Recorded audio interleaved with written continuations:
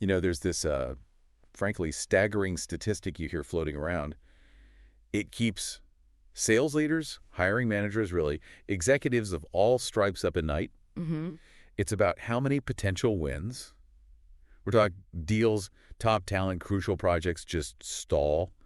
Not because there wasn't interest initially, but, well, because the follow-up just wasn't there or wasn't effective. Right. The momentum just fizzles out. Exactly. And I think many of us wonder, how do you keep those conversations going? How do you nudge things along without feeling like you're, I don't know, breathing down someone's neck? Yeah, that's the core challenge. Well, welcome to the Deep Dive. We've been looking into insights from the sales experts, specifically on this topic, how to send reminders that actually work, that get results, and crucially don't damage your professional relationships. It's such an important area. So our mission today, it's pretty focused. Yeah. We want to pull out actionable techniques straight from the sales experts on how to follow up effectively, how to make progress, boost that sales success, but without ever coming across as, well, pushy. Absolutely. And it really is a delicate art, isn't it? This whole follow-up business. It really is. You need to stay visible, make sure things don't fall through the cracks, but you also have to respect people's time, their overflowing inboxes. For sure. And what's really interesting from the sales experts is how they tackle this tension head on, how to be persistent without becoming a pest. Okay, let's unpack that. Where do people, especially in these high-stakes roles like sales or leadership, where do they typically go wrong with follow-ups? Well, a lot of the time, it really just boils down to the human element. It's the tone. Ah, okay. The sales experts are really clear on this. Keeping reminders polite and friendly is absolutely non-negotiable. I mean, think about your own inbox, right? Yeah. If you get a follow-up that sounds even a little bit frustrated or maybe accusatory, your first reaction probably isn't, oh, let me jump right on that. No, definitely not. More like, ugh, what now? Exactly. It can make you defensive. So that initial tone, it kind of sets the stage for the whole interaction. That makes total sense. Nobody likes feeling scolded, especially at work. So, okay, polite and friendly tone check. Beyond that, what practical advice do the sales experts give to help us avoid that dreaded pushy label? Context. Context is absolutely king here. Okay. How so? Well, think about it, a reminder without any context. It can feel like a random demand popping out of nowhere. The sales experts point out, quite rightly, that explaining why you're following up totally changes the message. Right. It gives the other person the background they need to understand why it matters, why you're reaching out now. So instead of just, following up. Which is so common. So common. Instead, try referencing the specific chat you had, or the agreement, or the deadline you're talking about. It just clarifies things instantly. Yeah, that transforms it from a potentially annoying ping into something actually helpful, like a useful nudge. And I guess lack of context probably leads to more emails back and forth too, right? Wasting time. Precisely. Which leads directly to the next point. Yeah. The power of specificity. Don't just remind someone vaguely. Be really clear about what you're reminding them about. And this is critical, what specific action you actually need them to take. Right. No guesswork involved. Exactly. Ambiguity is like the enemy of action. The clearer you are, the easier it is for them to understand what's needed and just do it, respond efficiently. And that, of course, helps drive that overall sales success by keeping things moving. So pulling from that idea, Yeah. instead of a wishy-washy, hey, let's reconnect soon, it should be more like, following up on our chat about the Q3 marketing plan, could you share your feedback on the draft by Friday? Need to align before the leadership meeting. Something like that. Perfect. That's clear. It's focused. It tells them exactly what's needed and why there's a timeline. Now, the sales experts also talk quite a bit about using positivity and reminders. How does that work, especially for busy leaders? Yeah, this is interesting because I think the default, especially when deadlines loom or targets are tight, might be neutral, maybe even slightly stressed. Urgent, maybe? Right. The sales experts suggest actually emphasizing the positive outcomes, the benefits of taking the action you're asking for. It sounds like a small shift, but potentially a big impact on engagement and, yeah, ultimately on sales success. It is a subtle reframe. It moves the focus away from, say, the negative consequences of not doing something towards the positive results of moving forward. It taps into a different motivation. Okay. And building on that positivity, they also really highlight the value of offering help. Oh, I like that. That feels less like enforcement and more like support. Exactly. If you think someone might be stuck or maybe facing a challenge with what you've asked for, just proactively offering assistance or pointing them to resources can be incredibly effective. Yeah. It shows you're actually invested in them succeeding, not just ticking a box. And that builds trust, strengthens those professional relationships, which we know are absolutely vital for long-term sales success. Makes perfect sense. Fostering collaboration, not just chasing tasks. Okay, but what about the big question? Frequency. How often is too often? How do you follow up without completely alienating people? Yeah, that's a common worry. The sales experts tackle this directly. They stress respecting the recipient's time and, their existing workload. Right.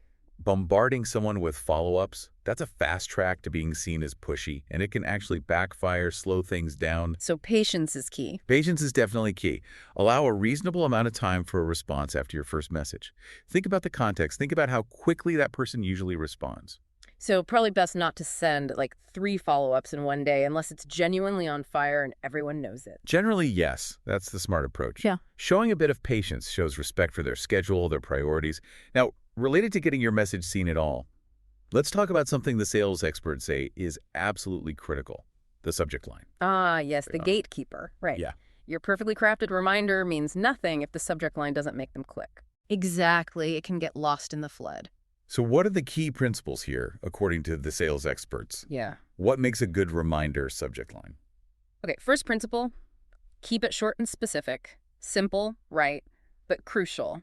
The subject line needs to instantly tell the reader what the email is about. No vague stuff. No vague stuff. No checking in or quick question if it's actually a specific deadline reminder.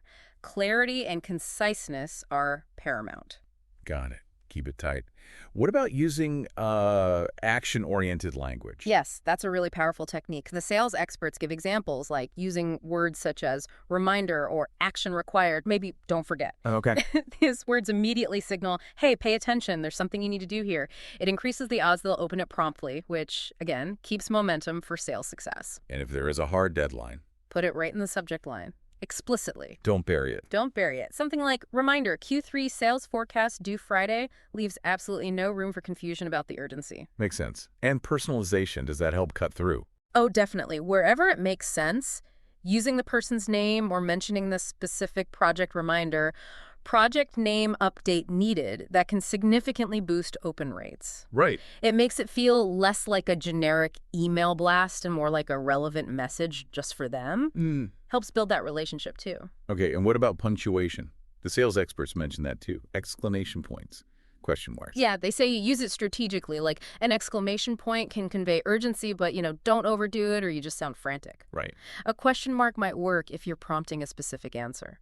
The main thing is to use punctuation sparingly, with clear intention, and always think about the overall tone you want to set. Which ties into their next point, right? Yeah. Making sure the subject line's tone actually matches the email itself. Exactly. You don't want a super formal subject line and then a really casual email, or the other way around. That disconnect feels weird. Yeah, jarring. Consistency is key for professionalism and making sure the message lands well. And the sales experts shared some solid examples. Things like action required, client name proposal review, or, don't forget, follow-up call tomorrow at 10 a.m. PST. Even a friendly reminder, Q4 budget input needed by EOD. Those all sound clear, direct, professional. Yep. They're specific, they grab attention. The goal is just to make it super easy for the recipient to see at a glance, okay, this is important, I need to deal with this, and then take action, driving that sales success.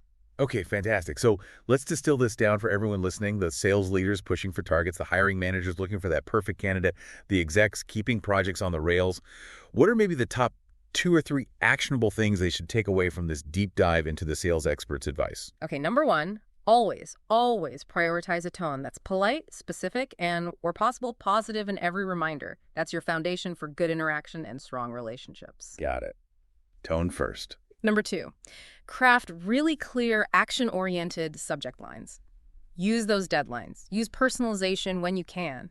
Maximize the chance it gets opened and understood quickly. Clear subject lines. Yeah. Makes sense. And number 3, remember that balance. Be persistent, yes, but always balance it with genuine respect for their time. Offer support, offer solutions, don't just apply pressure. These are really key for hitting those sales success goals and building positive connections. And these aren't just like nice to haves, are they? Yeah. Getting this right can mean the difference between a closed deal and a lost one, a great hire and a missed opportunity, a project delivered or one delayed. It directly impacts sales success and your professional reputation. Without a doubt. Effective follow-up, done well, is really a cornerstone of high performance in sales and leadership, pretty much anywhere. Okay, so here's the call to action for everyone tuning in. Take a moment, maybe later today, and really look at how you're doing follow-ups right now. Where could you inject more politeness, more specificity, maybe a bit more positivity? Which of your standard reminder subject lines could be sharper, more action-driven? Start applying these tips from the sales experts right away and just watch what happens. See how it impacts engagement, results, your sales success. Yeah, experiment a little. And maybe as a final thought to mull over, consider this.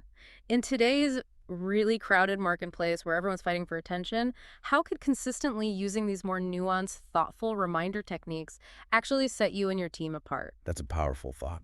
It could foster stronger connections, drive way more efficiency, and ultimately really fuel significant sales success down the line.